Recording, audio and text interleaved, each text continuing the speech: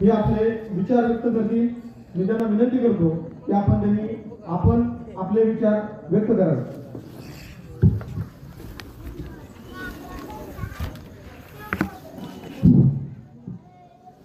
सन्माननीय व्यासपीठावर विराजमान आजच्या कार्यक्रमाचे अध्यक्ष मान्य श्री गणेश भाऊकरे पाटील, त्याचबरोबर या कार्यक्रमासाठी उपस्थित असणारे नागेशदादा कांबळे, दीपकजी ओहळ सर, आताच या ठिकाणी उपस्थित झालेले करमाळनगरीचे नगराध्यक्ष मान्य श्री वैभवराजे जगताप, त्याचबरोबर व्यासपीठावर आमचे मित्र संदीप तेलंगे सर,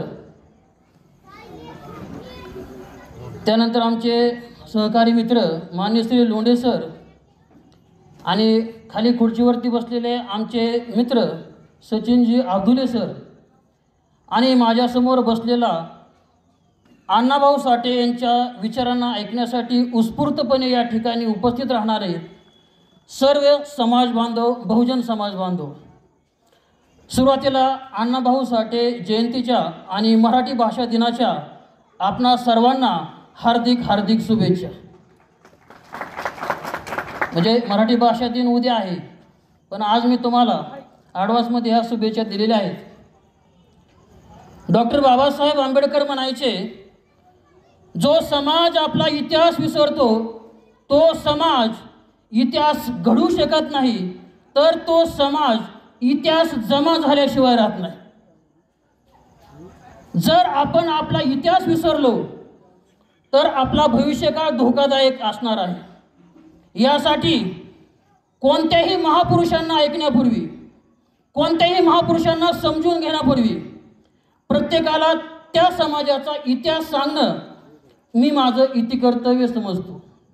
बघा, प्रत्येक धर्मामध्ये, जातीमध्ये प्रत्येकजण आपल्या कुळाचा, वंशाचा इतिहास सांगत असतो आणि याचं कुळ काढल्यानंतर त्यांचा धर्म, जात ही उच्च का समजली जाते, तर कोणतरी महान तपस्वी एखादा पुरुष असतो आणि त्याच्यापासून त्या समाजाची निर्मिती झालेली असते।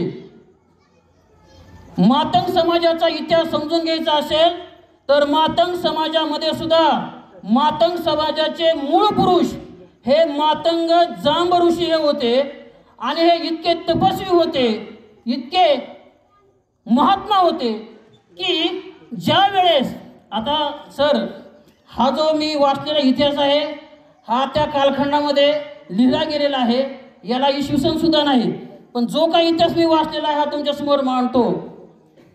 कारण बऱ्याच लोकांना प्राचीन काळामध्ये असणाऱ्या ज्या काही गोष्टी असतात, आता याला काही इसवी नसल्यामुळं त्याला ठोस पुरावा सांगता येत नाही, पण मातंग ऋषी जे आहेत, हे मातंग ऋषी हे मातंग समाजाचे हे मूळ पुरुष होते। म्हणजे महान ऋषीची परंपरा मातंग समाजाला देखील लाभलेली आहे। त्यानंतर सिंका नावाची एक स्त्री होती, तुम्हाला सहदेव बहाडोळी माहीत असेल। सहदेव बहाडोळी लिहिणारा सहदेव हा सिंका ही मातंग समाजाची होती, तो सहदेव हिचा शिष्य होता। आता ही कशासाठी सांगतो मी, लक्षात घ्या की आपल्याला किती महान इतिहास लागलेला आहे, या इतिहासाची परंपरा काय आहे ते अगोदर आपल्या लक्षात आले पाहिजे। त्यानंतर गौतम बुद्धांच्या कालखंडामध्ये 8 राज्य जी होती ही 8 राज्य मातंगाकडे होते आणि कौशल नगरीचा राजा प्रसेनजीत हा होता आणि हा प्रसेनजीत सुद्धा मातंग समाजाचा होता। सैन्याची मानवंदना स्वीकारत असताना कूटनीतीने त्याची सुद्धा त्या कालखंडामध्ये हत्या करण्यात आलेली होती। त्यानंतर संदीपान ऋषी आपल्याला माहीत असतील। संदीपान ऋषी कोण होते, तर श्रीकृष्ण, सुदामा आणि बलराम या तिघांचे ते गुरु होते। म्हणजे ज्या कृष्णाने आपण सांगतो ना भगवद्गीता वगैरे अर्जुनाला सांगितली, त्या कृष्णाचे गुरु मातंग समाजामध्ये जन्माला आलेले संदीपान ऋषी होते। त्यानंतर राघोजी साळवे, राघोजी साळवे कोण होते, किती शूर होते, एक प्रसंग तुमच्या समोर सांगतो म्हणजे तुमच्या लक्षात येईल। राघोजी साळवे पेशवाईच्या कालखंडामध्ये एक वेळेस जंगलामध्ये गेले असताना समोरून वाघ आलेला होता। आता वाघ हा काय साधा प्राणी नाही, लक्षात घ्या। वाघाच्या गोष्टी आपण ऐकलेल्या असतील, पण वाघ ज्यावेळेस आपण प्रत्यक्ष पाहतो त्यावेळेसच त्या वाघाची प्रचिती येत असते. आता पेशवाईमध्ये त्या कालखंडामध्ये नियम होता की कोणत्याही प्राण्याची हत्या करायची नाही आणि नियमाचं पालन करणारे राघोजी साळवे होते. अंगामध्ये ताकद होती पण हातामध्ये शस्त्र नव्हतं. पण वाघाची हत्या तर करायची नाही आणि वाघाला पकडायचं. काय केलं या योद्ध्याने? शेजारच्या झाडाची एक भली मोठी फांदी तोडली आणि तिथपर्यंत वाघाचा होणारा वार झेलत राहिला जोपर्यंत तो वाघ घाळ होत नाही. आणि थोड्या वेळाने तो वाघ घाळ झाला. म्हणजे वाघाला सुद्धा घाळ काढण्याची ताकद राघोजी साळवेच्या दंडामध्ये होती, लक्षात घ्या. आणि त्या वाघाला जेरबंद करून खांद्यावरती घेऊन शनिवारवाड्यामध्ये घेऊन आले. आणि शनिवारवाड्यामध्ये घेऊन आल्यानंतर पेशव्यांना राघोजी साळवे कोण हे लक्षात आले. आणि त्यानंतर पेशवाई कालखंडामध्ये राघोजी साळवे यांना शस्त्रखाना आणि शिकारखाना या 2 ठिकाणाचं त्यांना प्रमुख करण्यात आलेलं होतं. म्हणजे अफाट अशी ताकद होती पण नियमाचं पालन करून ताकदीचा वापर करायचा, अशा प्रकारचे राघोजी साळवे होते. त्यांच्यासाठी मी एवढं सांगेन, नाही म्हणलं तर आम्ही मुंगीच्या देखील वाटेला जात नाही. पण वेळ आली तर वाघाला देखील फाडल्याशिवाय राहत नाही, अशा प्रकारचे ते राघोजी साळवे होते, लक्षात घ्या. राघोजी साळवे यांचे पुत्र लहुजी वस्ताद साळवे. आता लहुजी वस्ताद साळवेंचा थोडाफार इतिहास बऱ्याच लोकांना माहिती आहे. लहुजी वस्ताद साळवे हे असे योद्धा होते की त्यांनी त्या कालखंडामध्ये मुलांना शिक्षण मिळालं पाहिजे. आता आपण शिक्षण देऊ शकत नाही पण जो शिक्षण देणारा घटक आहे त्याला मात्र आपण पाठिंबा दिला पाहिजे. आणि त्या कालखंडामध्ये सावित्रीबाई फुले ह्या मुलींना शिक्षण देण्याचं काम करत होत्या. आता त्यांचा इतिहास तुम्हाला माहिती. ज्यावेळेस सावित्रीबाई फुले मुलींना शिकवण्यासाठी जात होत्या त्यावेळेस सावित्रीच्या अंगावरती चिखल टाकला जायचा, तिच्या शिव्या शाप दिले जायचे, त्या गटारामधलं घाण पाणी सावित्रीच्या अंगावरती फेकलं जायचं. पण तरी सुद्धा ते पाणी टाकणाऱ्याला, चिखल टाकणाऱ्याला सावित्री सांगायची दादा. काय म्हणायची? दादा. दादा कोणाला म्हणतात? भावाला म्हणतात. पण चिखल टाकणाऱ्याला सुद्धा ती म्हणायची दादा, तुला माझ्या अंगावर चिखल टाकायचा आहे टाक, तुला मला शिव्या द्यायच्या दे, दगड मारायचा आहे मार, पण तुझ्या बहिणीला शाळेमध्ये पाठव, तुझ्या आईला शाळेमध्ये पाठव, तुझ्या मुलीला शाळेमध्ये पाठव. का? कमीत कमी त्यांच्या पोटी जन्म घेणाऱ्या अपत्यावरती तरी अशी कुणाच्या अंगावरती शेण आणि चिखल टाकण्याची वेळ येऊ नये म्हणून त्यांना शाळेत पाठव. संसाराची राख रांगोळी करून, स्वतःच्या संसाराची राख रांगोळी करून दुसऱ्याचे संसार उभे करणारी सावित्री होती, लक्षात घ्या. अरे देवाला पूजणाऱ्या देवदासी झाल्या, खंडोबाला पूजणाऱ्या मुरळ्या झाल्या, देवीला पूजणाऱ्या आराधनी झाल्या, विठ्ठलाला पूजणाऱ्या वारकरी झाल्या. पण ज्यांनी आजपर्यंत माझ्या सावित्रीला पूजलं त्या डॉक्टर झाल्या, इंजिनियर झाल्या, वकील झाल्या, मुख्यमंत्री नव्हे, आता देशाच्या राष्ट्रपती सुद्धा महिला झाल्या ज्यांनी माझ्या सावित्रीची पूजा केली, लक्षात घ्या. आणि ही बातमी कळाली लहुजी वस्ताद साळवेंना. फुले दाम्पत्य मुलींना शिक्षण देण्याचं काम करतंय पण कोणतरी अडसर येतंय.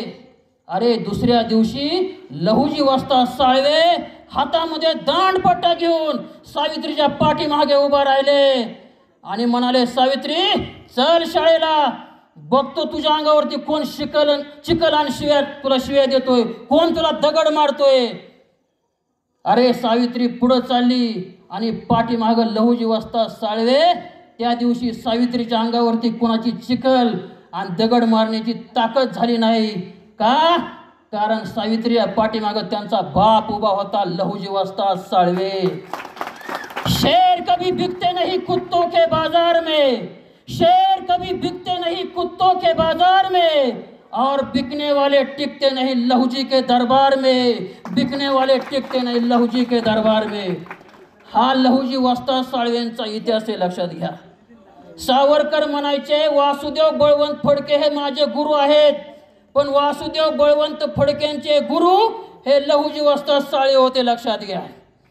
महात्मा गांधी म्हणायचे लोकमान्य टिळक हे माझे गुरु आहेत, पण लोकमान्य टिळकांचे गुरु लहुजी वस्ताद साळवे होते, म्हणून लहुजी वस्ताद साळव्यांना आद्य क्रांतिगुरु त्या कालखंडामध्ये म्हटलं जात होतं. लक्षात घ्या, एवढी महान परंपरा होती. अरे लढण्याचा इतिहास आमचा, हरणे आमच्या रक्तात नाही. लढण्याचा इतिहास आमचा, हरणे आमच्या रक्तात नाही. जोर मैदानात उभा मी, शत्रूला जिंकणं शक्य नाही, शत्रूला जिंकणं शक्य नाही. आता लहुजी वस्ताद साळवेबद्दल बोलायला तो इतिहास वेगळा आहे. आज आपल्याला फक्त अण्णाभाऊ साठे यांच्याविषयी बोलायचे. लक्षात घ्या, आणखी एक महत्त्वाचं सांगणार आहे. मुक्ता साळवे 11 ते 12 वर्ष असताना मुक्ता साळवेंनी इंग्रजीमधून त्या कालखंडामध्ये 1855 साली इंग्रजीमधून निबंध दिला होता. ते मराठीमध्ये नाव असं होतं की सांगा आमचा धर्म कोणता. हा प्रस्थापितांना प्रश्न केला होता त्या निबंधाच्या माध्यमातून मुक्ता साळवेंनी, आमचा धर्म कोणता. आणि हा निबंध त्या कालखंडामधील इंग्रज अधिकाऱ्याला इतका आवडला आणि त्यानं तिला बोलून घेतले, कार्यक्रम ठेवला. आणि त्या कार्यक्रमामध्ये मुक्ता साळवेला एक चॉकलेटचा बॉक्स भेट दिला. मुक्ता साळवे 11-12 वर्षाची. लक्षात घ्या, तिनं तो चॉकलेटचा बॉक्स घेतला नाही. इंग्रज अधिकाऱ्याला सांगितलं, we don't need chocolate, we need a book. मला चॉकलेटची गरज नाही, माझ्या समाजाला चॉकलेटची गरज नाही, आम्हाला पुस्तकाची गरज आहे. ती पुस्तक आमच्यासाठी मिळवून द्या. ही छाती ठोकपणे त्या कालखंडामध्ये 12 वर्षाची मुलगी इंग्रज अधिकाऱ्याला सांगते. लक्षात घ्या, हा इतिहास आपल्याला माहिती पाहिजे. आता बऱ्याच पुस्तकांचा अभ्यास केल्यानंतर तत्कालीन कालखंडामध्ये गावगाड्याची जी रचना केलेली होती, बघा तुम्ही गावगाडीची रचना जर पाळली तर त्या कालखंडामध्ये मांगवडा असेल, महारवाडा असेल, चांभारवाडा असेल, डोहरवाडा असेल, हे सगळे गावकुसाच्या बाहेर होते. आता हे गावकुसाच्या बाहेर याची रचना का केलेली होती? हे प्रस्थापित कालखंडामध्ये, त्या कालखंडामध्ये जे काही लोक होते, ज्यांना आपण मोठे समजतो, स्पृश्य समजतो, असे जे लोक होते त्यांनी ही रचना केलेली होती. आणि का केली होती? त्या कालखंडामध्ये, इंग्रजांच्या कालखंडामध्ये गावाला कोणत्याही प्रकारचं संरक्षण नव्हतं. आणि गावाला संरक्षण नसल्यामुळं एक गाव दुसऱ्या गावावरती आक्रमण करायचं. आता दुसऱ्या गावाने आक्रमण केल्यानंतर हे आलेलं आक्रमण रोखायचं कसं? तर त्यासाठी या लोकांची व्यवस्था बाहेर केलेली होती. कारण गावावर जर आक्रमण झालं तर पहिला छातीवरती वार, मातंग, महार, चांभार जो काय गावाच्या बाहेर उभा आहे तो छातीवरती झेलेन, आपण आतमध्ये सुरक्षित राहिलं पाहिजेत. अशा प्रमाणे गावगाड्याची त्या कालखंडामध्ये रचना केली होती. कारण हा लढण्यात छत्रपती शिवाजी महाराजांच्या कालखंडामध्ये शिवाजी महाराजांचे जे सैनिक होते ह्याच्यामध्ये महार आणि मातंग सैनिक सगळ्यात जास्त प्रमाणामध्ये होते. लक्षात घ्या, का वो क्या उठाएंगे तलवार जिनके बाजुओं में दम नहीं. अरे वो क्या उठाएंगे तलवार जिनके बाजुओं में दम नहीं. वो क्या चलाएंगे गोली जिनके सीने में दम नहीं. लड़ते हैं बेजुबानों से, अरे कभी मर्दों से लड़कर देखो, तलवार भी तेरे और टुकड़े भी तेरे हो गए. हा मातंग समाजाचा इतिहास आहे. लक्षात घ्या, हा इतिहास अगोदर आपल्या लक्षामध्ये आला पाहिजे. आणि यानंतर थोडक्यामध्ये तुमच्या समोर काही महापुरुषांच्या माध्यमातून मी त्यांचा इतिहास तुमच्या समोर मांडलेला आहे. आणि मला ज्या कारणासाठी आज इथं बोलवले आहे, उद्या साहित्य सम्राट, लोकशाहीर, शिवशाहीर अण्णाभाऊ साठे यांची जयंती आहे. आणि खास त्याच्यावरती बोलण्यासाठी मला बोललेलं आहे. आणि त्या मूळ विषयाला आता मी सुरुवात करणार आहे. लक्षात घ्या, अण्णाभाऊ साठे एक विलक्षण बुद्धिमत्ता असलेलं व्यक्तिमत्व. आपण जगामधलं आश्चर्य ताजमहलला समजतो, पण मी जगामधलं आश्चर्य अण्णाभाऊ साठेंना समजतो. कारण असा माणूस अगोदरही तयार झाला नाही आणि त्यांच्या नंतरही तयार झाला नाही आणि होणार सुद्धा नाही. लक्षात घ्या, जगामध्ये फक्त 2च साहित्यकार तयार झाले, रशियाचे मॅक्झिम गोर्की आणि आमच्या भारताचे अण्णाभाऊ साठे.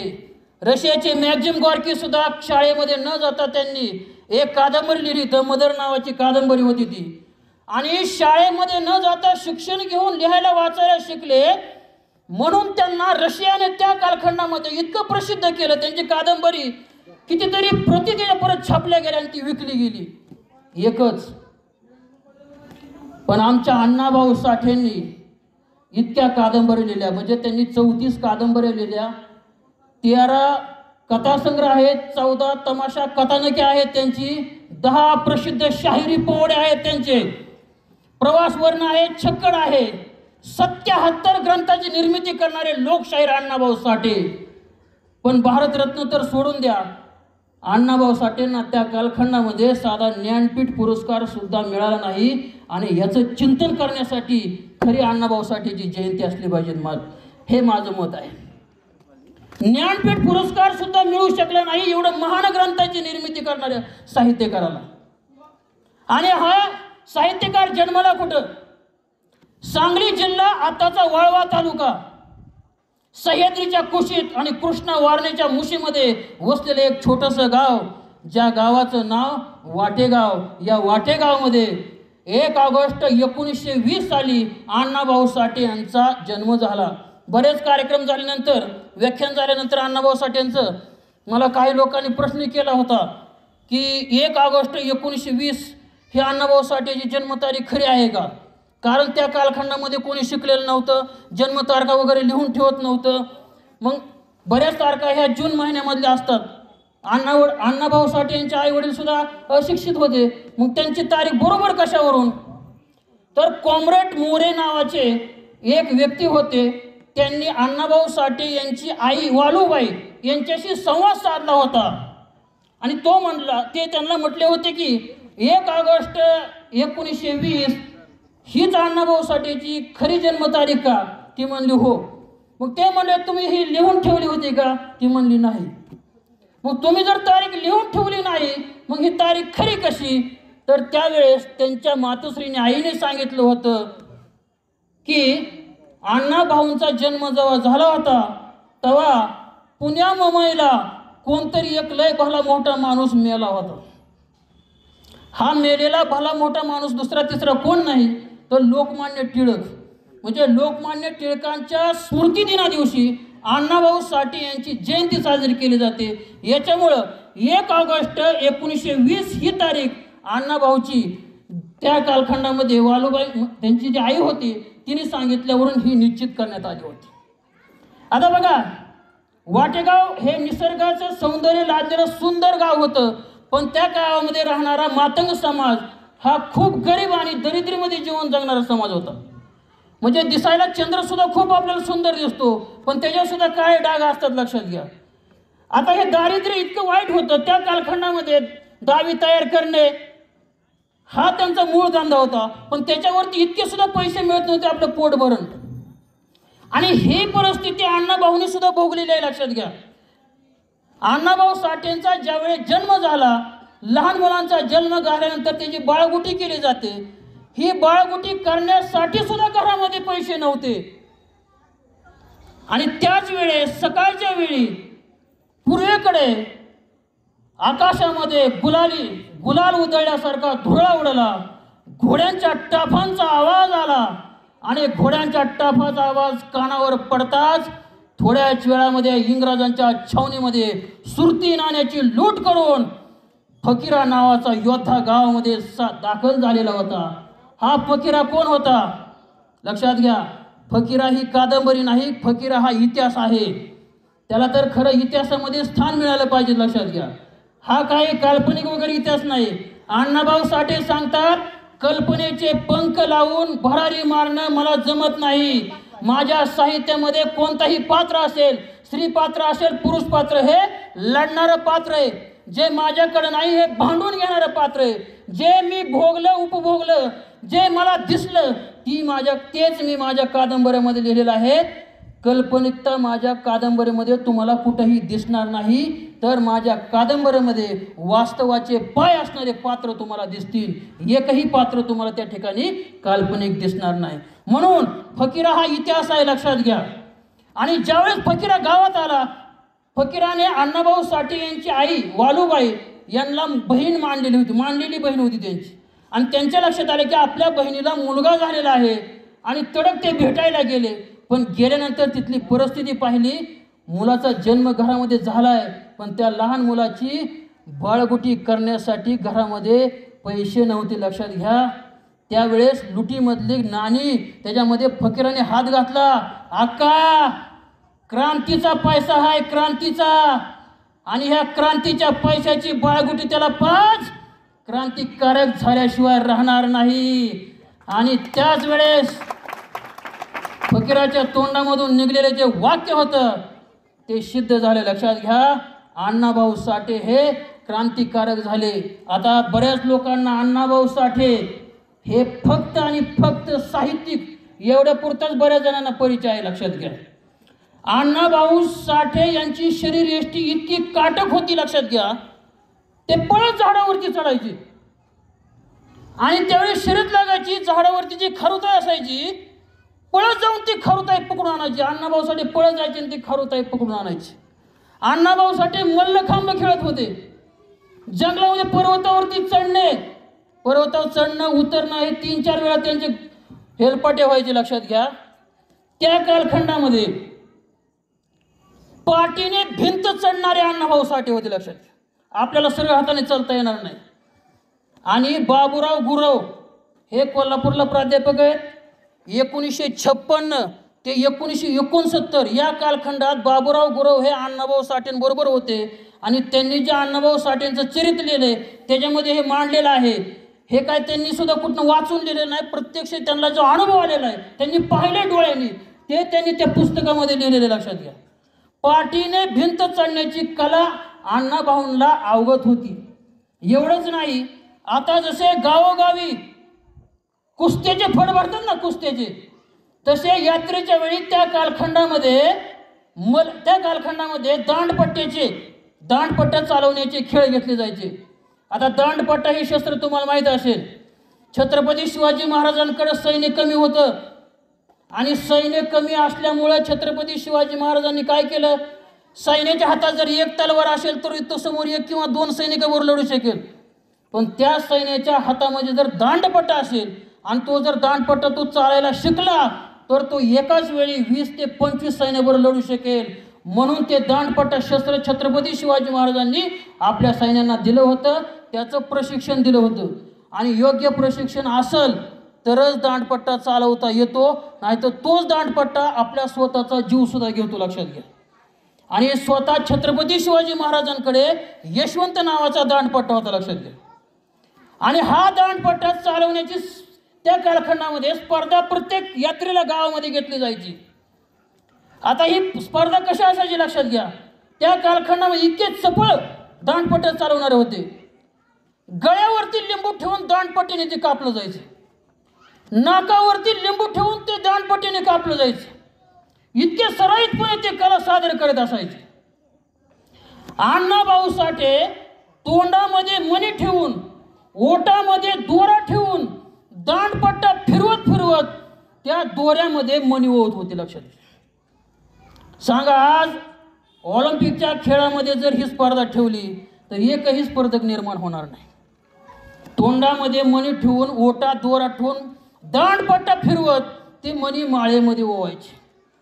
आणि दांडपट्टीची स्पर्धा कशी होती, दांडपट्टा फिरवणारा जो स्पर्धक असेल त्याला मधोमध उभा केलं जायचं आणि त्याच्या चारही बाजूनी पंच उभा केले जायचे आणि त्याला दांडपट्टा फिरवायला लावला जायचा. आणि त्याचा वेग वाढला की त्या ठिकाणचा पंच शिट्टी मारायचा आणि शिट्टी मारल्याबरोबर निळीमध्ये भिजवलेले वाळूचे खडे 4ही पंच एकाच वेळी त्या स्पर्धकाच्या अंगावरती फेकायचे. ज्याच्या अंगावरती कमी डाग असतील त्याला विजय घोषित केलं जायचं. अण्णाभाऊ साठे या प्रक्रियेमध्ये प्रथम क्रमांक मिळवत असायचे. लक्षात घ्या, म्हणजे साहित्य तर अण्णाभाऊच आहे, पण अण्णाभाऊ साठे किती काटक शरीरयष्टीचे होते हे सुद्धा आपल्याला माहिती पाहिजे. आणि हे फक्त ऐकायचं नाही. लक्षात घ्या, जयंती फक्त ऐकायची सोडून द्यायची यासाठी नसते. जे काही विचार असतील आपल्या महापुरुषांनी जे केलेलं आहे, कारण लक्षात घ्या, आपण जयंतीला वर्गणी गोळा करतो, लोक आपल्याला वर्गणी देतात, लोक आपल्याकडे बघून वर्गणी देत नाहीत. लक्षात घ्या, ते कशासाठी वर्गणी देतात, ते वर्गणी देतात महापुरुषांकडे बघून, आणि महापुरुषाकडून बघून जी वर्गणी आपण गोळा केलेली असती ती वर्गणी कशासाठी खर्च करायची? तर बाबासाहेब आंबेडकरांनी सांगितलं होतं, माझं अपूर्ण राहिलेलं काम पूर्ण करा. मग महापुरुषांचं जे अपूर्ण राहिलेलं काम आहे हे जयंतीच्या माध्यमातून आपण पूर्ण करायचंय. इथून पुढच्या कालखंडामध्ये तो उपदेश आपण घ्यायचा आहे आणि ते काम पूर्ण आपल्याला करायचे. लक्षात घ्या. मग अण्णाभाऊ साठे आणि तुम्हाला क्रांतिसिंह नाना पाटील माहीत असेल, पत्री सरकार नावाने त्यांची ओळख होती. रेठेच्या जत्रेमध्ये तमाशा ऐन रंगात आला होता आणि त्या तमाशाच्या पुढं त्या स्टेजवरती अचानक आगमन झालं क्रांतिसिंह नाना पाटलांचं आणि सारे लोक जयघोष करायला लागले, क्रांतिसिंह नाना पाटील की जय, क्रांतिसिंह नाना पाटील की जय.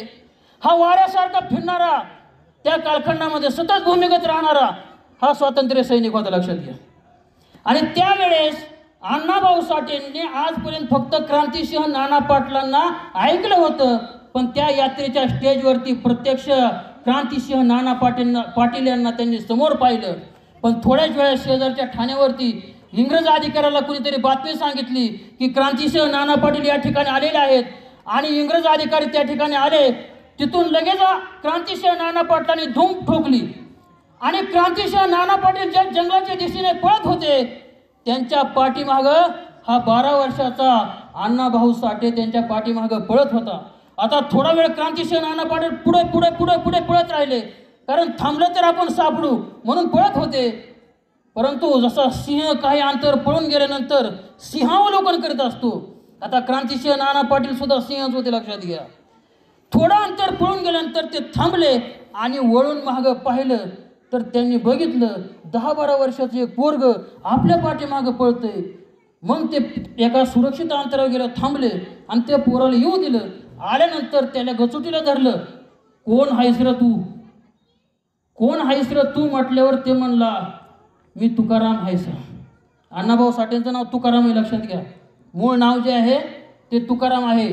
म्हणजे 17व्या शतकामधील संत तुकाराम महाराज त्यांनी शब्दाची किंमत सांगितली होती. आम्हा घरी धन शब्दाचीच रत्ने, शब्दाचीच शस्त्रे यत्न करू, शब्दाच्या आमच्या जीवाचे जीवन, शब्द वाटू धन जन लोका. शब्दांची ताकद त्या कालखंडामध्ये संत तुकाराम महाराजांनी सांगितली अभंगाच्या माध्यमातून, आणि शब्दाची ताकद आज त्यानंतरच्या आताच्या 19-20व्या शतकामध्ये लोकांना समाजाला सांगितली लोकशाहीर अण्णाभाऊ साठे यांनी आपल्या साहित्याच्या माध्यमातून. शब्दामध्ये किती ताकद असते लक्षात घ्या. मग त्याला धरल्यानंतर विचारलं, तू काय माझ्या मागावर आला आहेस का? तसा तो 12 वर्षाचा मुलगा क्रांतिसिंह नाना पाटलाला म्हणाला, आजपर्यंत फक्त तुमचं नाव ऐकून होतं, पण आज प्रत्यक्षात तुमची भेट झाली. मी तुमच्या मागावर नाही, हा जंगलातून जाणारा रस्ता पुढचा तुम्हाला माहिती नाही, तुम्हाला रस्ता दाखवण्यासाठी मी तुमच्या पाठीमागं आलोय. आणि तिथनं क्रांतिसिंह नाना पाटलांनी अण्णाभाऊ साठेंना खांद्यावरती घेतलं आणि तिथनं रस्ता दाखवत दाखवत क्रांतिसिंह नाना पाटलांना अण्णाभाऊ साठे वाटेगावमध्ये घेऊन आले. आणि वाटेगावमध्ये 2 क्रांतिकारांची भेट झाली.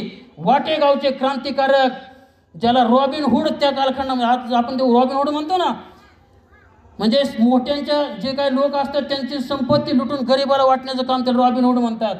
आणि फकीरा जो होता हा इंग्रजांच्या छावणीमध्ये घुसून तिथली संपत्ती लुटून इथं आणायचा आणि वाटताना वाटणाऱ्याला सांगायचा सगळ्यांना समान वाटायचं. म्हणजे समानतेचा संदेश त्या कालखंडामध्ये देणारा फकीरा होता. आणि वाटेगावमध्ये फकीरा आणि क्रांतिसिंह नाना पाटील यांची भेट अण्णाभाऊ साठे यांनी घालून दिली. 2 क्रांतिकारक भेटले. 3 दिवस क्रांतिसिंह नाना पाटील उपाशी होते. घरामधल्या 7 शिळ्या भाकरी आणल्या आणि 7 शिळ्या भाकरी चटणी बरं त्यावेळेस क्रांतिसिंह नाना पाटलांनी खाल्ले. लक्षात घ्या. देशाला स्वातंत्र्य मिळवण्यासाठी त्या कालखंडामध्ये झगडले. त्यांनी किती उपवास सहन केले असतील आणि किती झगडले असतील हे फक्त त्यांना माहिती. लक्षात घ्या. त्यांचा इतिहास आपण समजून घेतला पाहिजे. ते क्रांतिकारक आपण लक्षात घेतले पाहिजे. लक्षात. आणि हे क्रांतिकारांची भेट झाली आणि तिथून पुढे त्यांच्या एकमेकाच्या कार्याविषयी बोलचाल झाली त्या वाटेगावमध्ये. लक्षात घ्या. म्हणून वाटेगाव हे सुद्धा क्रांतिकारांचं एक ऐतिहासिक गाव म्हणून ओळखलं गेलं पाहिजे. लक्षात. एक संवाद आहे अण्णाभाऊ साठे आणि त्यांचे वडील भाऊ शिदोजी साठे यांचा. भाऊ शिदोजी साठे मुंबईवरून आलेले होते आणि मुंबईवरून आल्यानंतर अण्णा म्हणजे तुकाराम त्यांच्याकडे गेला आणि तो म्हणाला, भाऊ मी बाहेर हिंडत असताना मला एक शब्द कानावर येतोय. म्हणजे कोणता? ही खालची पायरी वरची पायरी काय असतो भाऊ? मग त्यावेळेस भाऊंनी त्यांना सांगितलं, आपण खालच्या पायरीची माणसं आहेत आणि ती वरच्या पायरीची माणसं आहेत. ती म्हणजे कोण? त्या गावामध्ये असणारे जे काय स्पृश्य लोक आहेत, जे मोठे श्रीमंत गडगंज अशा प्रकारचे जे आपण जे जात व्यवस्था तरवाई केलेली आहे, ब्राह्मण क्षत्रिय वैश्य आणि शूद्र जे आहेत हे खालची पायरी आणि वरची तीन ही वरची पायरी. आणि त्यावेळेस अण्णाभाऊंनी सांगितलं, आपण खालची पायरी म्हणजे कमी आणि ते वरची पायरी म्हणजे श्रेष्ठ. पण भाऊ खालची पायरी चढल्याशिवाय वरच्या पायरीवर जाता येत नसतं बरं का. बारका तुकाराम आपल्या वडिलांना सांगतोय त्यावेळेस भाऊ शिदोजी साठे म्हणतात, बोलतोच खूप भारी र, पण लिहिता सुद्धा आलं पाहिजेत आणि त्यासाठी शाळेत गेलं पाहिजेत. शाळेत गेले अण्णा भाऊ, पण फक्त 1.5 दिवसाचं शिक्षण घेतलं. आणि 1.5 दिवसाचं शिक्षण घेतलेल्या माणसानं जगाच्या 27 देशापर्यंत त्यांचं साहित्य पोचलं. स्टॅलिनग्राडवरती पहिला पोवाडा लिहिला रशियाच्या. छत्रपती शिवाजी महाराजांवरती पोवाडा लिहिला. बघा, शिवजयंतीला पोवाडा ऐकल्यानंतर तेवढ्या दिवस खोयना अंगावरती शहारे उभे राहतात, इतर वेळी नका करायना. पण छत्रपती शिवाजी महाराज मराठा समाजामध्ये जन्माला आले. पण छत्रपती शिवाजी महाराजांचा पहिला पोवाडा मराठा समाजामधील व्यक्तीने लिहिला नाही. छत्रपती शिवाजी महाराजांचा पहिला पोवाडा कुणी लिहिला? मासा पाणी खेळे गुरु कोण त्याचा, गुरु कोण त्याचा. मासा पाणी खेळे गुरु कोण त्याचा, गुरु कोण त्याचा. कुळवाडी भूषण पोवाडा गातो शिवबाचा, जी रे जी जी जी जी जी. छत्रपती शिवाजी महाराजांचा पहिला पोवाडा 3.5 पानांचा प्रदीर्घ पोवाडा. माळी समाजामध्ये जन्माला आलेले क्रांतीसूर्य महात्मा ज्योतिराव फुले यांनी लिहिला. ज्योतिराव फुलेंसाठी एकदा जोरदार टाळ्या झाल्या पाहिजेत, लक्षात घ्या. मग दुसरा पोवाडा छत्रपती शिवाजी महाराजांचा कोणी लिहिला? एक रात्री सह्याद्री हसला, एक रात्री सह्याद्री हसला, आनंद त्याला कसला, आनंद त्याला कसला. चिवचिवाट झाला पाखरांचा, चिवचिवाट झाला पाखरांचा. शिवनेरीवर जन्म झाला शिवबाचा, जी रे जी जी जी. छत्रपती शिवाजी महाराजांवरती दुसरा पोवाडा लिहिला. मुस्लिम समाजामध्ये जन्म आलेले बार्शीचे लोकशाहीर अमर शेख यांनी छत्रपती शिवाजी महाराजांवरती दुसरा पोवाडा लिहिला. आणि छत्रपती शिवाजी महाराजांवरती तिसरा पोवाडा लिहिला. प्रथम मायभूच्या चरणा, प्रथम मायभूच्या चरणा, शिवाजी राजांच्या चरण, शिवाजी राजांच्या चरण. वंदुनी गातो कवनार, जी रे जी जी जी. छत्रपती शिवाजी महाराजांवरती तिसरा पोवाडा लिहिला. लोकशाहीर शिवशाहीर साहित्य सम्राट अण्णाभाऊ साठे यांनी लिहिला, लक्षात घ्या. अण्णाभाऊ साठे हे पहिले असे शाहीर आहेत, लक्षात घ्या. अण्णाभाऊ साठेंच्या अगोदर पोवाड्याची सुरुवात देवदेवतांना वंदन करून केली जायची. पण अण्णाभाऊ साठेंनी ती परंपरा खोडीत काढली आणि प्रथम मायभूच्या चरणा आणि छत्रपती शिवाजी महाराजांना वंदन करून पोवाड्याची सुरुवात करणारे हे लोकशाहीर अण्णाभाऊ साठे होते, लक्षात घ्या. इतकं प्रगल्भ साहित्य अण्णाभाऊचं आहे. एक एक कादंबरी तुम्हाला समोर चित्रपटामध्ये जसा अभिनेता उभा राहतो तो अभिनेता उभा करणारी अशा प्रकारची कादंबरी आहे. पण दुःख एकाच गोष्टीचं आहे, महाराष्ट्र शासनानं म्हणजे मनोहर जोशी यांनी त्या कालखंडामध्ये वि. स. खांडेकर यांच्या नावाने मराठी भाषा दिन साजरा केला. म्हणजे वि. स. खांडेकर आणि अण्णाभाऊ साठे हे आता ते सुद्धा साहित्यिक आहेत, अण्णाभाऊ साठे साहित्यिक आहेत. पण दोघांची जर तुलना केली गेली तर अण्णाभाऊ साठे निश्चितच त्यांच्या पुढं खूप पटपटीने पुढं आहेत. पण केवळ मातंग समाजामध्ये जन्म आल्यामुळं अण्णाभाऊ साठेंच्या नावानं मराठी भाषा दिन साजरा केला जात नाही, लक्षात घ्या. पण खरा मराठी भाषा दिन जो आहे हा अण्णाभाऊ साठेंच्या जयंती दिवशीच साजरा केला गेला पाहिजे. कारण त्यांचं एवढं साहित्य आहे, एवढं मराठी साहित्यामध्ये योगदान आहे, लक्षात घ्या. आणि या साहित्यावरती लक्षात घ्या, बाबूराव गुरव यांनी सांगितलेली माहिती आहे. आजपर्यंत आपल्या महाराष्ट्रामध्ये जेवढे विद्यापीठ आहेत, या विद्यापीठामध्ये 100हून जास्त लोकांनी अण्णाभाऊ साठेंच्या साहित्यावरती PhD पूर्ण केलेली आहे. लक्षात घ्या, हे अण्णाभाऊ साठेंचं साहित्य लक्षात घ्या. तू शब्दाचं बियाणं पेरलं, तू शब्दाचं बियाणं पेरलं, साहित्य रूपी या रानात, साहित्य रूपी या रानात, तवा अण्णाभाऊ दिसतोय बघ, तवा अण्णाभाऊ दिसतोय बघ, इतिहासाच्या पानापानात, तवा अण्णाभाऊ दिसतोय बघ, इतिहासाच्या पानापानात.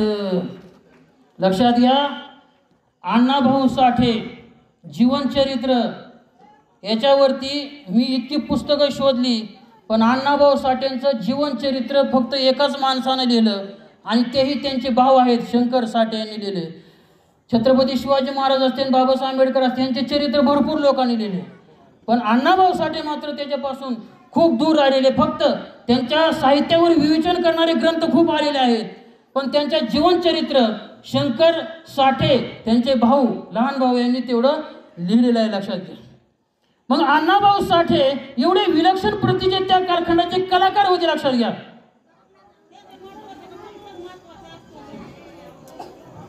हा, या ठिकाणी महिला भगिनी उपस्थित आहेत. लक्षात घ्या, आपल्या मुलाला घडवत असताना आपल्यामुळं जो आदर्श आहे, छत्रपती शिवाजी महाराज असतील, अण्णाभाऊ साठे, डॉक्टर बाबासाहेब आंबेडकर असतील, जयंतीच्या माध्यमातून पुस्तक वाचल्यानंतर जे काही विचार आपल्याकडे येतात, ते विचार आपल्या मुलामध्ये रुजवले गेले पाहिजेत.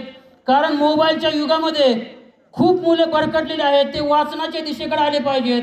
आता बऱ्याच मुलांनी या ठिकाणी प्रबोधनाचा प्रयत्न केला आणि त्यांनी उत्तरोत्तर अशा प्रकारची प्रगती करत जावं. लक्षात घ्या, प्रबोधन माणसाला कुठल्या कुठं नेऊन ठेवतं, याचं ज्वलंत आणि जिवंत उदाहरण जर तुम्हाला पाहिजे असेल तर गणेश भाऊ करे पाटील इथं स्टेजवरती बसलेले. लक्षात घ्या, प्रबोधनाच्या माध्यमातून कोणती उंची गाठता येते, ती उंची त्यांनी प्रबोधनाच्या माध्यमातून गाठलेली आहे. लक्षात घ्या, हे जिवंत उदाहरण तुमच्या या ठिकाणी समोर आहे. लक्षात घ्या. मग मॅक्झिम गॉर्की जो वरती आला, लक्षात घ्या, शिवाजी महाराज, प्रत्येक आईला वाटतं की माझ्या घरामध्ये शिवाजी महाराज घडला पाहिजेत, माझा पोरगा सुद्धा शिवाजी महाराजांसारखा असला पाहिजे, शिवाजी महाराजांसारखं थोडंफार कर्तृत्व त्याचं असलं पाहिजे, पण प्रत्यक्षामध्ये मात्र ती कृती दिसत नाही. आणि याच्यावरती मी एक छोटीशी कविता तयार केली. लक्षात घ्या, ऐका कविता, म्हणजे शिवाजी कसा घडायचा हे आपल्या लक्षात येतं. आई बाळाला म्हणते, आपल्या मुलाला सांगते, आई म्हणते बाळ तू शिवाजी बनायचं असतं, आई म्हणते बाळ तू शिवाजी बनायचं असतं, बाबा म्हणतात बाळ तू शिवाजी बनायचं असतं.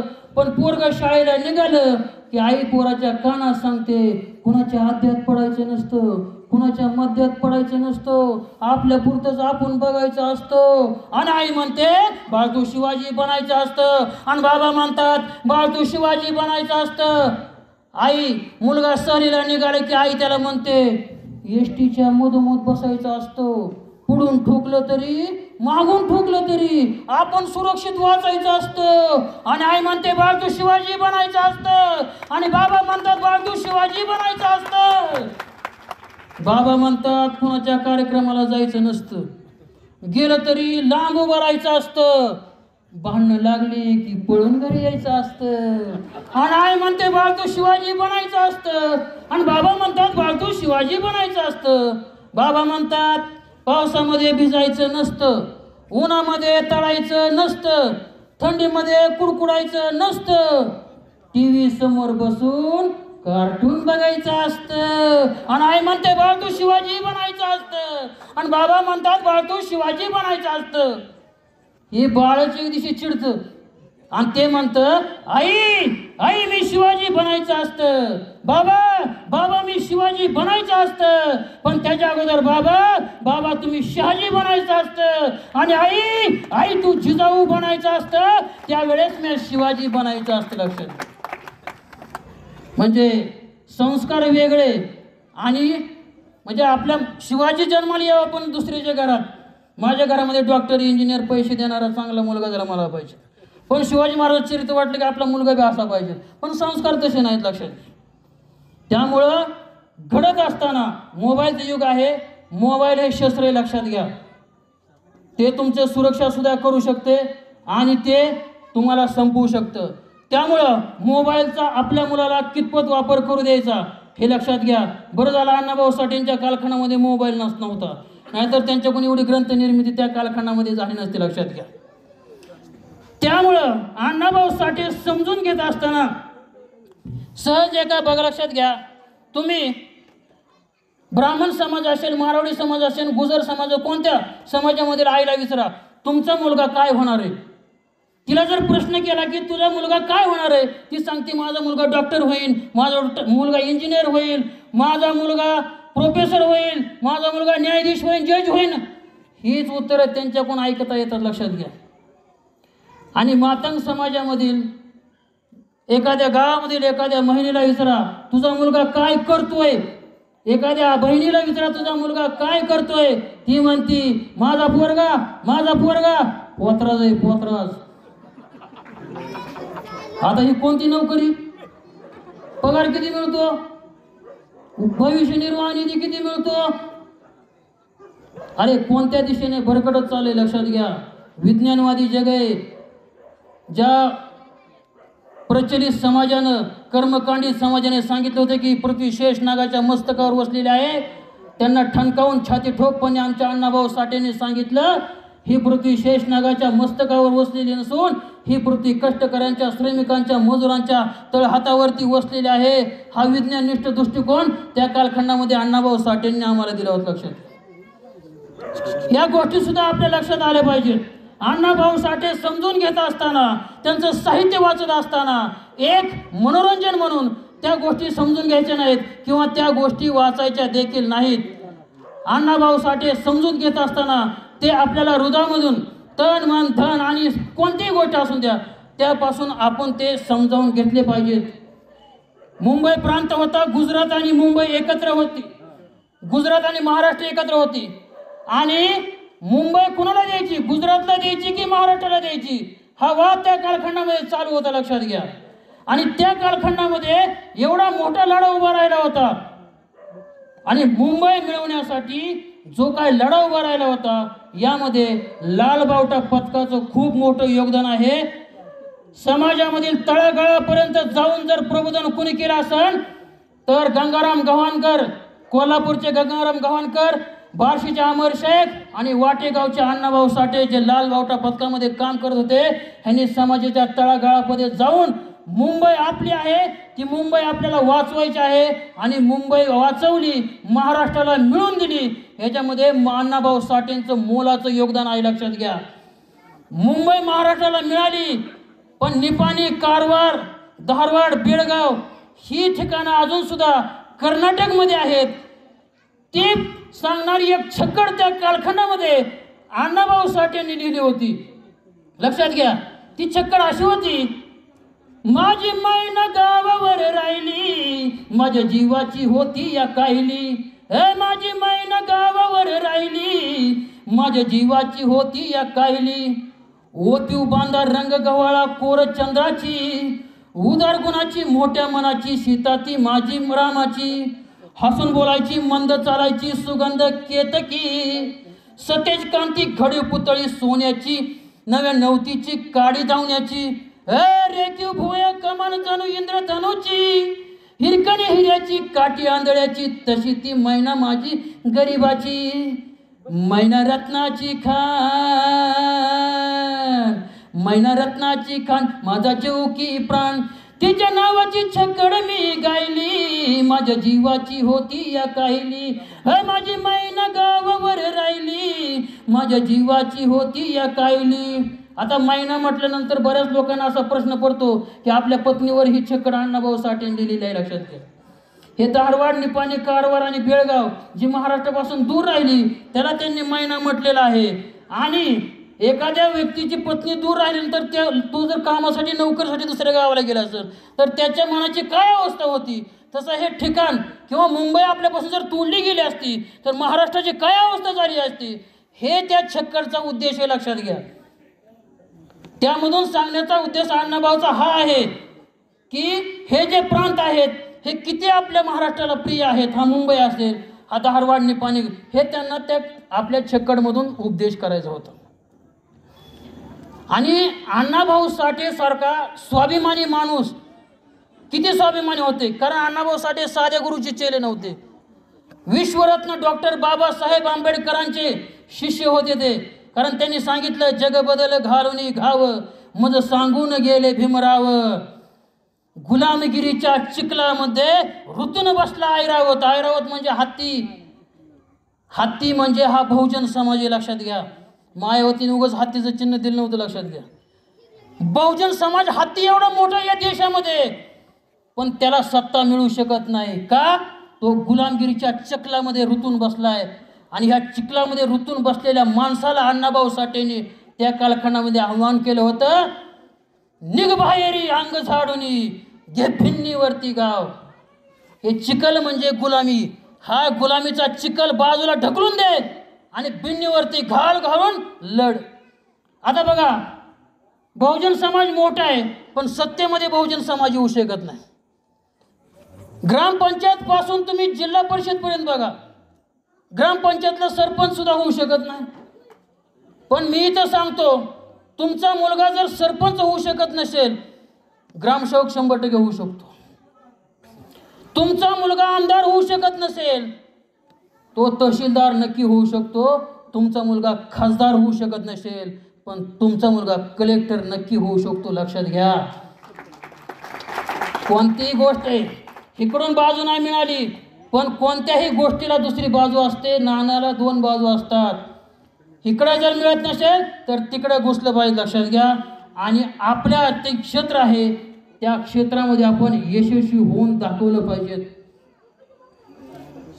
त्या कालखंडामधले संत श्रेष्ठ तुकडोजी महाराज, राष्ट्रसंत तुकडोजी महाराज यांनी अण्णाभाऊ साठेंचं फक्त नाव ऐकलं होतं की असा कलाकार आहे जो सगळंच वाद्य वाजवतो, स्वतःच अभिनय करतो, स्वतः शाहिरी पोवडे करतो, स्वतःच सगळ्या प्रकारचे अभिनय करतो.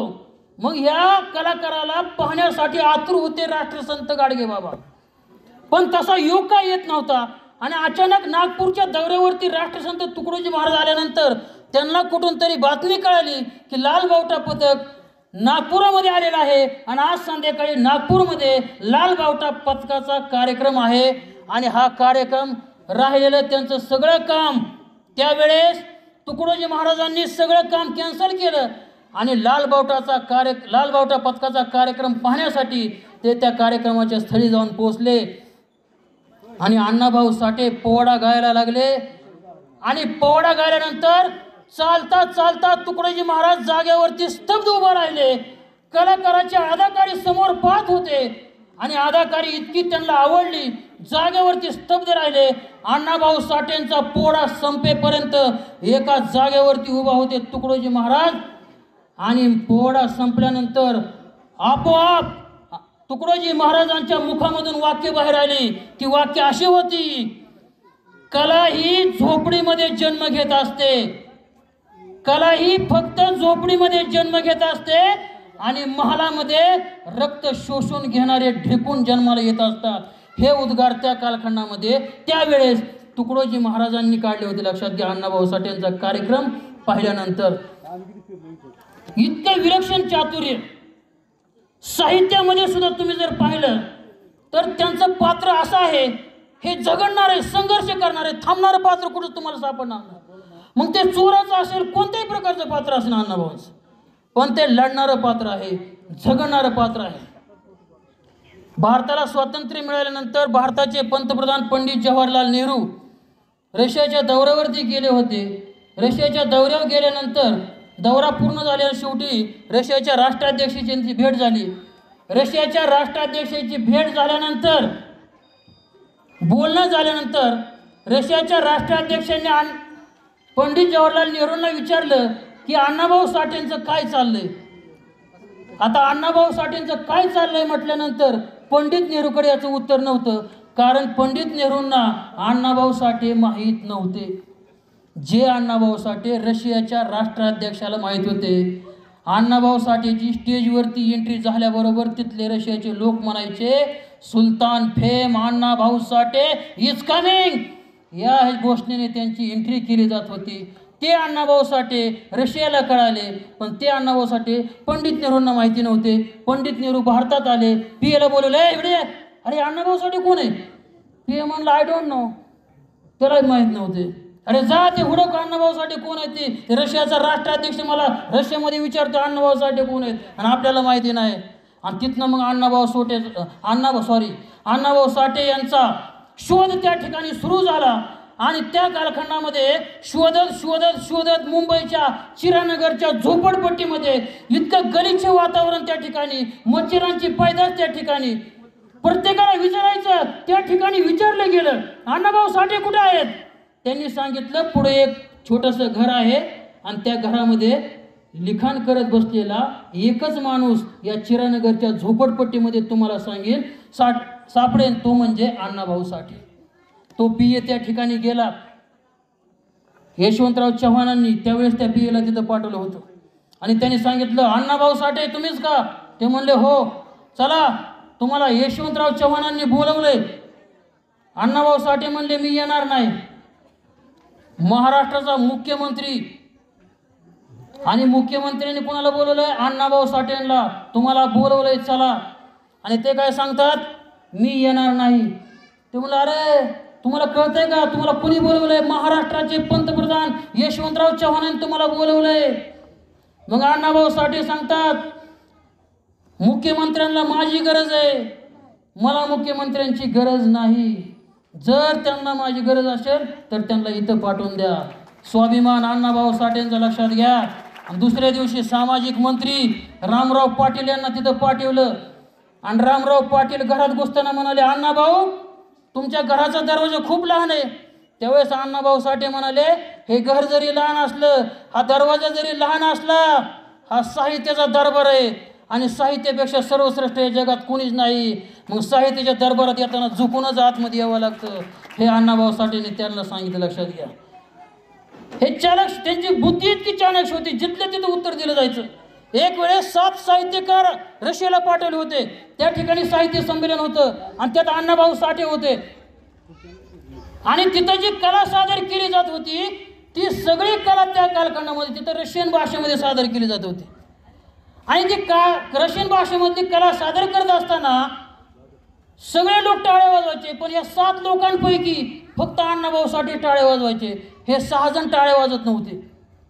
मग अण्णाभाऊ साठेंनी टाळे वाजवल्यानंतर शेजारच्या साहित्यकारांनी अण्णाभाऊला विचारलं, आपल्या भारतामधलं, अण्णाभाऊ तुम्हाला रशियन भाषा समजते वाटतं?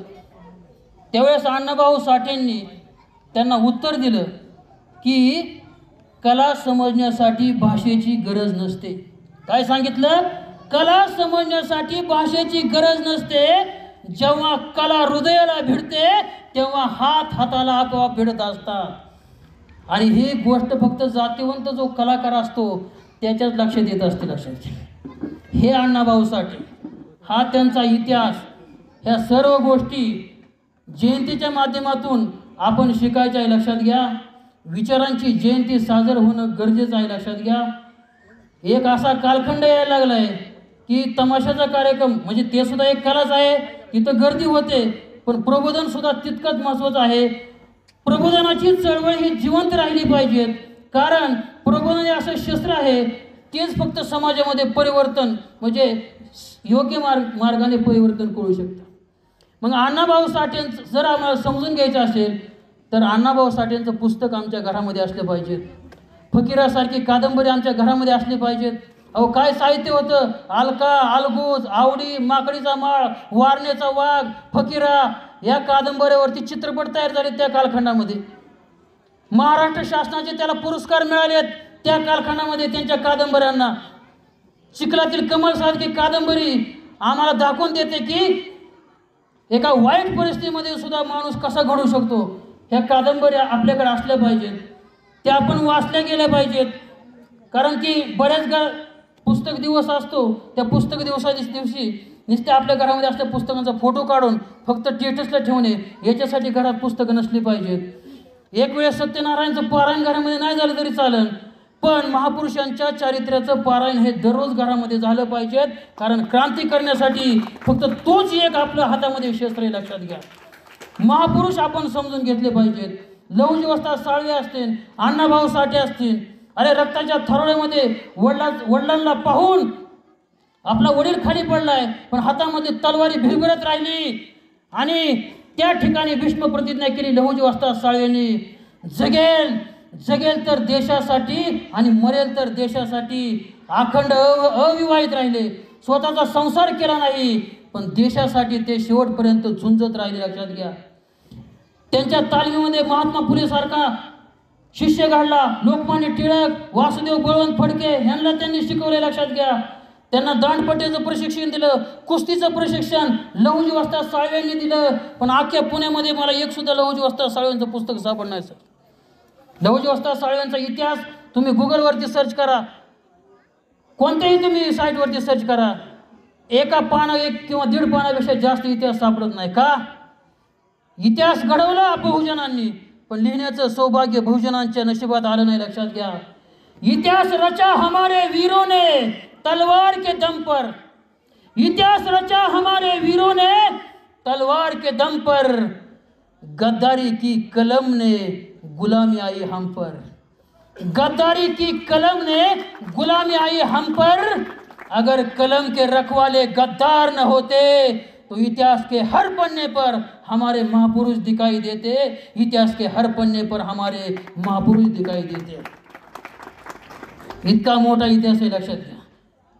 इतिहास घडवण्याचं सौभाग्य लाभलं, पण इतिहास लिहिण्याचं सौभाग्य लाभलं नाही. म्हणून असे कित्येक जे वीर योद्धे होते, अनेक महापुरुष होते, ज्यांचा इतिहास लिहिला गेला नाही, ते काळाच्या ओघामध्ये लुप्त झाले, लक्षात घ्या. पण एक राग जरी असली, त्या राखेमध्ये एक ठिणगी जरी असली, तरी ती ठिणगी सुद्धा मोठा भडका करू शकते, लक्षात घ्या. म्हणजे राग जरी झाली असली तरी चिनगारी अजून जिवंत आहे, लक्षात घ्या. ती चिनगारी किती पेटवायची का ती संपून टाकायची, आजच्या या शिलेदारांच्या हातामध्ये, लक्षात घ्या. येणाऱ्या काळामध्ये आपल्याला शब्द हे शस्त्र वापरायचे, कारण तलवारीचा जमाना आता गेलेला, लक्षात घ्या. आता शब्दाचा जमाना आहे. अमोलदादा मिटकरी सारखा व्याख्यान करणार, आता इथं नागेदादा कांबळे त्यांनी बऱ्याच वेळा अमोलदादांना आणलं होतं, लक्षात घ्या. केवळ प्रबोधन आणि शब्दाची संपत्ती त्यांच्यामध्ये होती. विधान परिषदेवर ते आज आमदार झाले, लक्षात घ्या. म्हणून हे शस्त्र खूप मोठे आहे. संत श्रेष्ठ तुकाराम महाराजांनी ते सांगितलं, आणि अण्णाभाऊ साठे जे तुकाराम आहेत त्यांनी सुद्धा शब्द हे शस्त्र आहे हे आपल्याला सांगितलं आहे. ते शस्त्र आपण येणाऱ्या कालखंडामध्ये वापरायचे, लक्षात घ्या. सोडून द्यायचं पुढं. हां,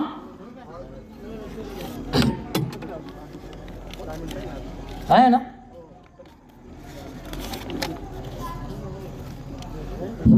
बघा, आज डीजे डॉल्बी सिस्टम भरपूर आलेला आहे,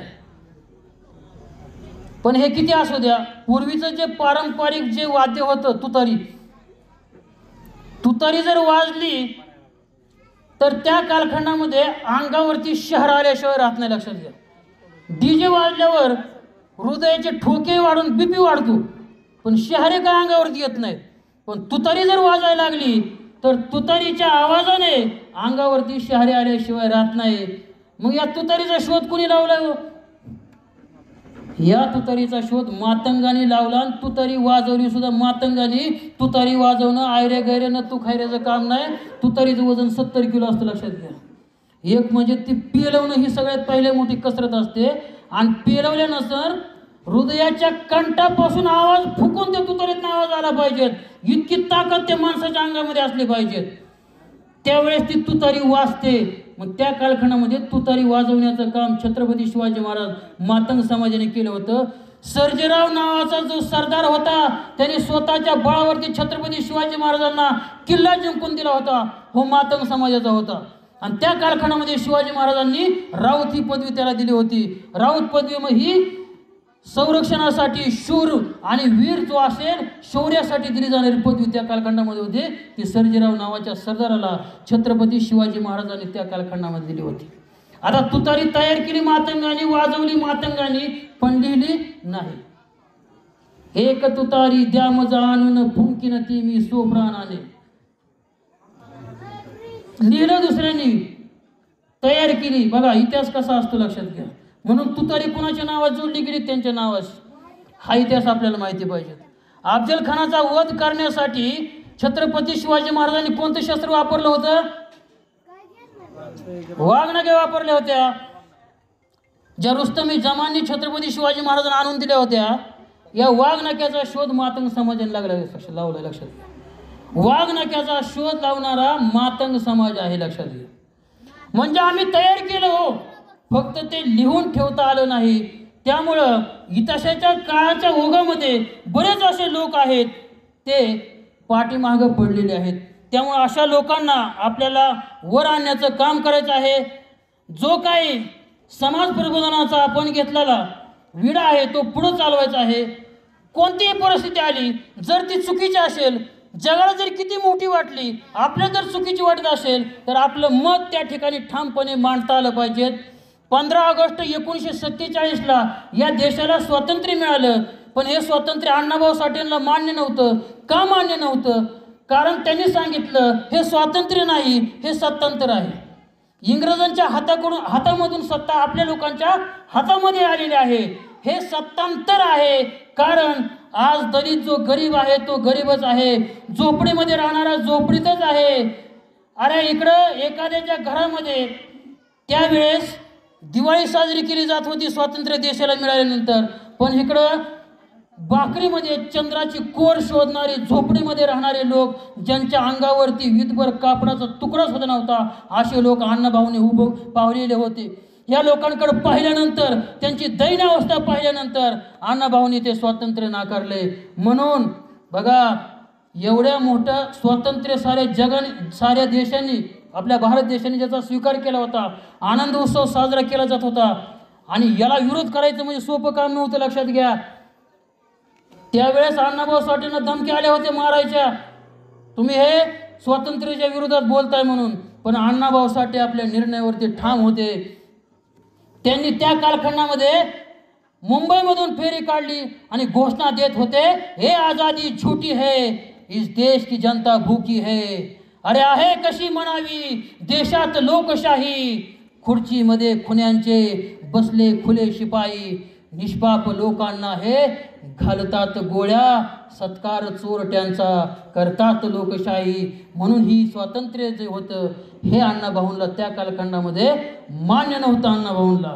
म्हणून अण्णाभाऊंनी दुसऱ्याच दिवशी सरकारला जागर करण्यासाठी, आपलं मत मांडण्यासाठी ही घोषणा त्या कालखंडामध्ये दिलेली होती. अण्णाभाऊ साठेंना समजावून घेत असताना महाराष्ट्र चळवळीमध्ये जसं त्यांचं योगदान होतं, तसंच योगदान त्यांचं त्या कालखंडामध्ये गोवा जो होता, हा गोव्याचा मुक्ती संग्राम जो होता, गोव्याला सुद्धा स्वातंत्र्य मिळवून देण्यासाठी अण्णाभाऊ साठे पुढे होते. अण्णाभाऊ साठेंनी त्या ठिकाणी आपले स्वतःच्या प्राणाची बाजी लावली होती. पण बघा, महाराष्ट्र चळवळीमध्ये नावे घेतली जावेत, त्यांचं सुद्धा कार्य आहे. श्रीपाद अमृत डांगे असतील, SM जोशी असतील, प्र.के. आत्रे आहेत, प्रबोधनकार ठाकरे आहेत, त्यांनी सुद्धा केलेलं आहे. पण त्यांच्याबरोबरीनं अण्णाभाऊ साठेंनी सुद्धा त्यामध्ये कामगिरी केलेली होती. पण इतिहासामध्ये, पुस्तकामध्ये जो महाराष्ट्र चळवळीचा इतिहास शिकवला जातो, अण्णाभाऊ साठेंचं नाव त्यामध्ये येत नाही. मग हे चिंतन करण्याची गरज आहे. लक्षात घ्या, अण्णाभाऊ साठे हा कुणालाच विसरणार नव्हता. 1940च्या दरम्यान इंग्रजांनी तमाशावरती बंदी घातली, तमाशा सादर करायचा नाही, आणि तमाशा बंद पडला. कलाकार उपाशी मरायला लागला, कारण कलाकाराचं पोट कशा होतं, ते तमाशावरती होतं. आणि त्या कालखंडामध्ये अण्णाभाऊ साठेंनी सांगितलं, आजपासून तमाशा बंद, पण आजपासून आम्ही लोकनाट्य सादर करणार.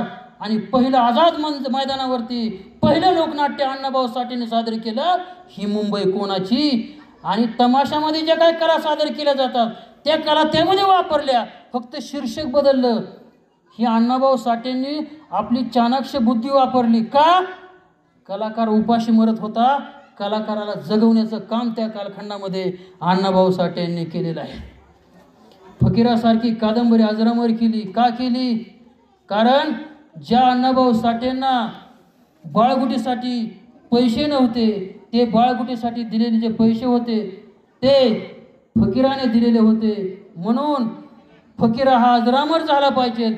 आणि तो फकीरा लिहून अण्णाभाऊ साठेने अजरामर केला. नवे त्याच्यावर चित्रपट आला आणि अण्णाभाऊ साठे सांगतात, मी लिहिलेली फकीरा ही कादंबरी डॉक्टर बाबासाहेब आंबेडकरांच्या झुंजार लेखणीला मी अर्पण केलेले, लक्षात घ्या. आणि त्यांनी डॉक्टर बाबासाहेब आंबेडकरांना आपला गुरु मानलं होतं, लक्षात घ्या. ज्यांनी या देशाचं संविधान लिहिलं. आपला कोणताही धर्मग्रंथ असेल, पण ज्या धर्मग्रंथामध्ये हक्काने आपण या ठिकाणी बोलू शकतो, वागू शकतो आणि सरकारला सुद्धा ठोकपणे जबाब देऊ शकतो, ही ताकद जर सर्वसामान्य माणसाच्या अंगामध्ये जर कोणी तयार केली असेल ती डॉक्टर बाबासाहेब आंबेडकरांच्या संविधानानं आपल्यामध्ये तयार केली, लक्षात घ्या. म्हणून डॉक्टर बाबासाहेब आंबेडकरांचं सुद्धा सर्व समाजावरती जे या भारत देशामध्ये राहतात त्यांच्यावरती उपकार आहेत, लक्षात घ्या. आणि ह्या बाबासाहेबांना अण्णाभाऊने आपलं गुरु मानलं होतं. आमच्या कडूबाई खरा त्यांनी खूप छान गीत डॉक्टर बाबासाहेब आंबेडकरांवरती लिहिलेलं आहे. मी एक थोडासा प्रयत्न करतो आणि थांबतो. माय बापाहून भीमाचं उपकार लय हाय रे, माय बापाहून भीमाचं उपकार लय हाय रे. तुम्ही खाता त्या भाकरीवर, आपण खातो त्या भाकरीवर, बाबासाहेबाची सही हाय रे. तुम्ही खाता त्या भाकरीवर, बाबासाहेबाची सही हाय रे. बाबासाहेब आंबेडकर, अण्णाभाऊ साठे ज्यांनी बहुजन समाजासाठी आपलं संपूर्ण आयुष्य स्वतःच्या संसाराची राखरांगोळी केली, अशा सर्व बहुजन महापुरुषांचा आपल्याला अभिमान असला पाहिजे. आणि इथून पुढे एक तरी संकल्प करा, महापुरुषांचा विचार आपण स्वीकारायचा आहे आणि तो पुढं पेरत जायचा आहे, लक्षात घ्या. कारण पेरलं तरच उगवत असतं. म्हणून हे महापुरुष आपण समजून घ्यायचं आहे. महापुरुषांना झेंड्यापुरतं आणि रंगापुरतं वेगळं करू नका. कारण कोणताच महापुरुष एका धर्मासाठी लढलेला नाही, एका जातीसाठी लढलेला नाही, समस्त बहुजन समाजाचा उद्धार होण्यासाठी लढलेला आहे. आणि जयंती महापुरुषांची जी असते, चरित्र महापुरुषांचं जे असतं, हे डोक्यावर घेऊन नाचायचा विषय नसतो, हा डोक्यात घालायचा विषय असतो. आणि जयंतीच्या माध्यमातून तो आपण स्वीकारायचा आहे. जय लहूजी, जय अण्णाभाऊ, जय भीम, जय शिवराय.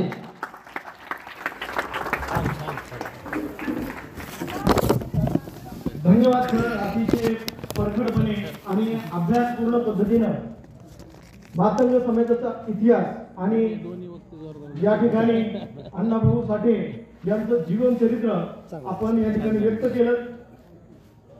त्यानंतर एक छोटासा सत्कार